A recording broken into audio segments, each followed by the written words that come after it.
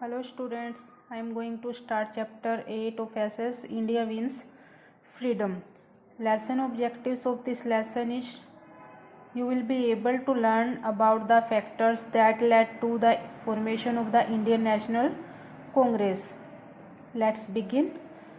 Why do we hoist the Indian flag, sing national anthem and distribute sweets on 15 August every year? हम हर साल 15 अगस्त को जो हमारा राष्ट्रीय झंडा उसको फहराते हैं और नेशनल एंथम गाते हैं।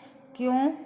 क्योंकि इस दिन हमारा जो कंट्री है उसे फ्रीडम मिली थी, है ना। India won freedom on this day in 1947। Next is why is it important for a country to remain free? कि एक देश के लिए क्यों इम्पोर्टेंट है ये कि वो स्वतंत्र रहे। It is important for a country to remain free from the foreign rule to save its resources and people from exploitation, develop socially and economically. ठीक है, क्यों ज़रूरी है? ताकि जो हमारा देश है उसके रिसोर्सेज बचे रहें, लोगों का शोषण ना हो और जो देश है वो सामाजिक और आर्थिक उन्नति की ओर अग्रसर रहे। अब बेटा इसमें पैसेज दिया गया है, इसमें सुंदर की डायरी का एक पेज है जिसमें उसने लिखा था कि जो हमारा फर्स्ट वार हुई थी इंडिपेंडेंस के लिए 1857 में, उसके क्या इफ़ेक्ट पड़े। प्रीवियस लेसन में हमने पढ़ा था फर्स्ट वार के बारे में कि कैसे जो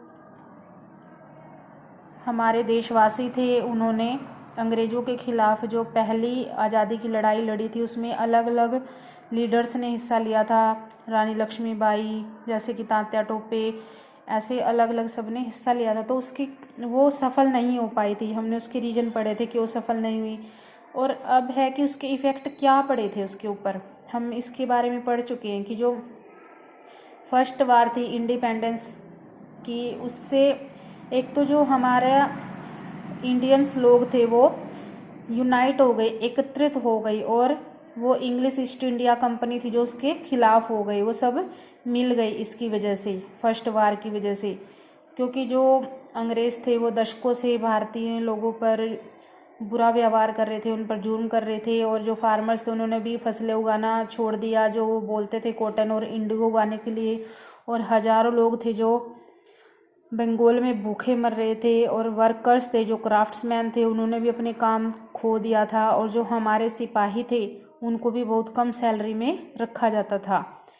तो ऐसे करके जो मंगल पांडे जी थे उन्होंने बलिदान दिया, झांसी की रानी ने, और भी जो दूसरे फ्रीडम फाइटर थे उन्होंने अपनी जो जान थी उसको जोखिम में डाला। किसके लिए? सिर्फ फ्रीडम के लिए।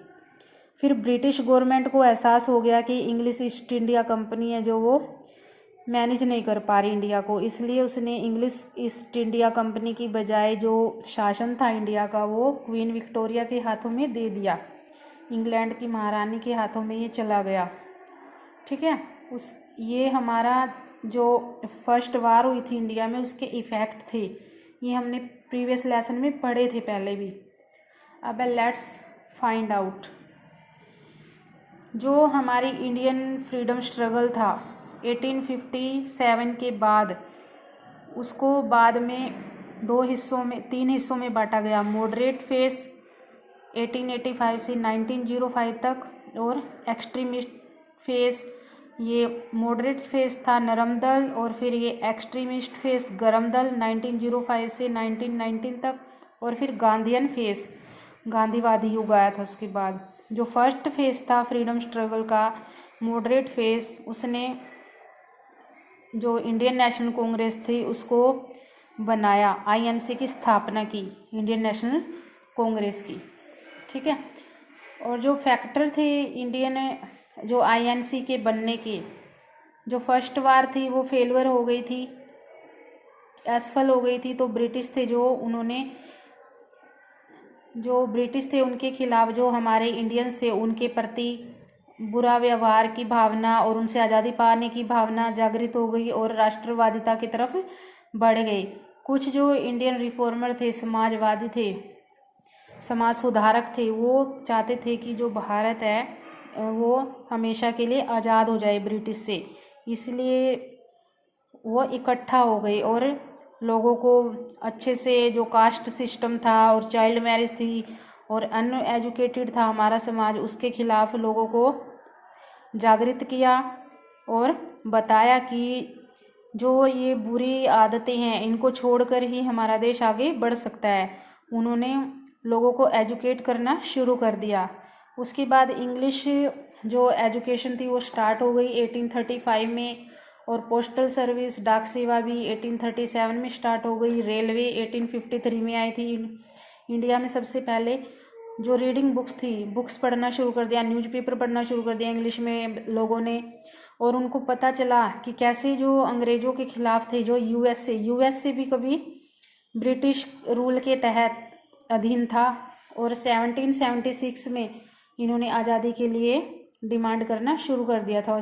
फिर इसके बाद जो यूएसए है वो फ्री हो गया था। तो उन्हें, भारतीयों को महसूस हुआ कि जब ये देश अपने आप को आज़ाद करवा सकते हैं तो हम क्यों नहीं करवा सकते। तो उन्होंने क्या किया, जो ट्रैवल करते थे ट्रेन से, फिर ट्रेन से ट्रैवल करना आसान हो गया तो मैसेज देना भी आसान हो गया एक दूसरे को। क्योंकि जो 1857 में जो लड़ाई हुई थी उसमें हमारे पास रिसोर्सेज नहीं थे एक दूसरे को मैसेज देने के लिए। कई दिन लग जाते थे एक मैसेज को पहुंचाने में घोड़ों पर, रास्ते में फिर उनको मार दिया जाता था, ब्रिटिश मार देते थे।